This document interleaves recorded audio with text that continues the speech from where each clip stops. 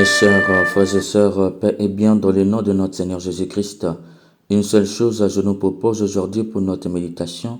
Un chrétien, une chrétienne, c'est la douceur. Dans l'évangile, Jean le Baptiste appelle deux de ses disciples et les envoie demander à Jésus, « Es-tu celui qui doit venir ou devons-nous en attendre un autre ?» Mes chers frères et sœurs, c'est grave, c'est même très grave. Je ne sais pas si vous percevez la gravité d'une telle question venant en plus de Jean le Baptiste. En effet, Jean le Baptiste, c'est celui qui a commencé à annoncer le temps de conversion, car le Messie arrive. Voici venir derrière moi celui qui est plus fort que moi. Je ne suis pas digne de m'abaisser pour défaire la croix de ses sandales. Moi, je vous baptise dans l'eau, lui vous baptisera dans l'Esprit Saint. Confère Marc 1, les versets 4 à 11.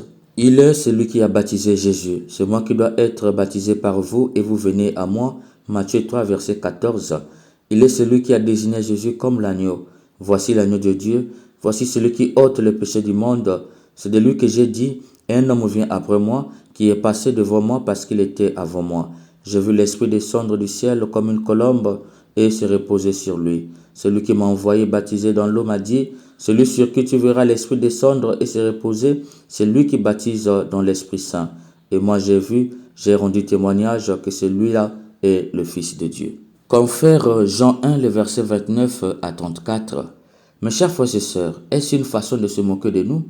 Comment, après avoir dit tout cela, c'est-à-dire confirmer que Jésus est bien celui qui doit venir, comment Jean peut encore demander si Jésus est vraiment le Messie? Jean a-t-il vraiment vu l'Esprit descendre et se reposer sur Jésus?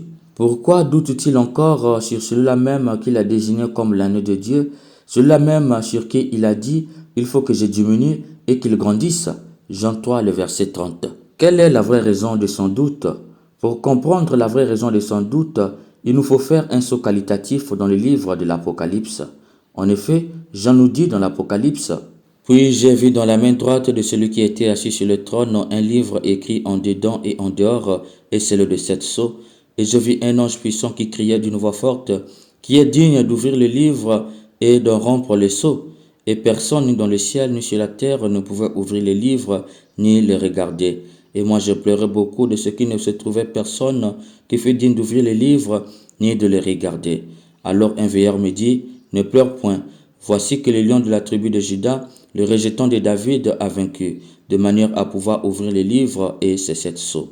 Et je vis, et voici qu'au milieu du trône et ses 4 animaux, et au milieu des veillards, un agneau était debout.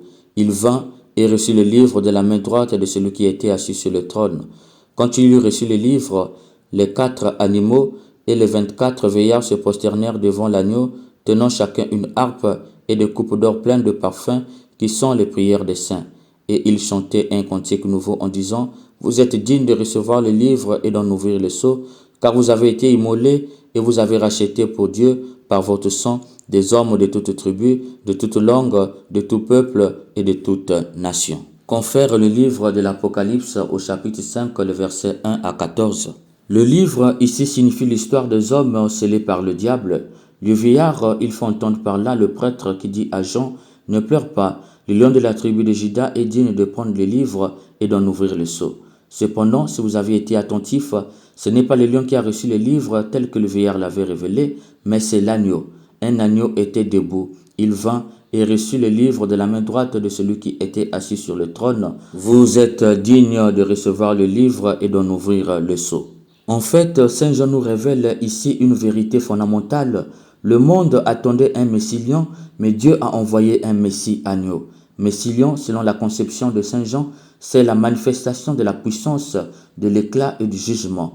Tandis que le Messie agneau, il faut entendre par là la douceur, la compassion, la miséricorde et le don de soi. En effet, le Messie ne devrait pas assumer l'histoire des hommes et en faire l'histoire de Dieu par la force et la puissance, mais bien par la douceur et le don de soi. C'est là que tout devient clair.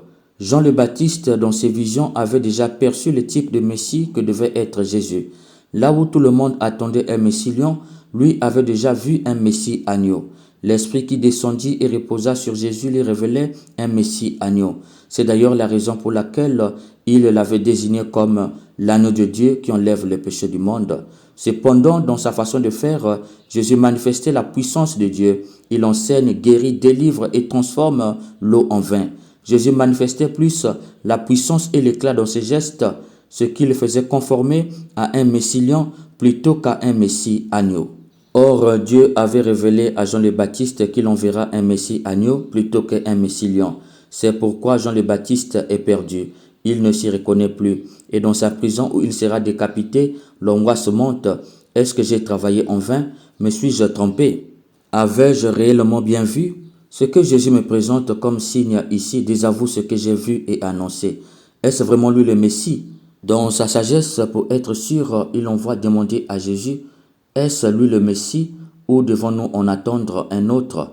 Et Jésus ne répond pas par oui ou par non, mais renvoie dans la parole de Dieu. À le lui dire, les aveugles voient, les sourds entendent, les boiteux marchent, les muets parlent et la bonne nouvelle est annoncée. Ici, Jésus répond par un code, un peu comme on remettait une lettre fermée d'aller donner à quelqu'un d'autre. Celui qui amène ne sait pas le contenu. Jésus a conscience qu'il est au début de sa mission et il sera dévoilé comme le Messie qu'à la résurrection. C'est ce qu'on appelle le secret messianique, d'où il ne pouvait dire oui ou non aux envoyés des gens, car il aurait dévoilé le secret messianique. Il fallait coder le message et l'envoyer à celui seul qui pouvait l'interpréter à sa juste valeur. Jean, lui, en avait les capacités. C'est pourquoi Jésus n'hésite pas de lui dévoiler le secret messianique en lui envoyant interpréter lui-même Isaïe 35, le verset 5. Car le prophète Isaïe avait déjà révélé les signes messianiques que Jean le Baptiste constate en Jésus. En fait, Jésus répond à Jean, guérir, délivrer, faire revenir à la vie et transformer l'eau en vin sont bien les caractéristiques du Messie. Mais cela ne fait pas de lui un Messie lion. Au contraire, ces gestes tirent leur source dans sa douceur, sa compassion et son don de soi. C'est parce qu'il est douceur, compassion et don de soi qu'il ne peut supporter la souffrance autour de lui. Jean le Baptiste, en interprétant Isaïe 35, le verset 5, finira par comprendre lui-même que la douceur est la plénitude de la force.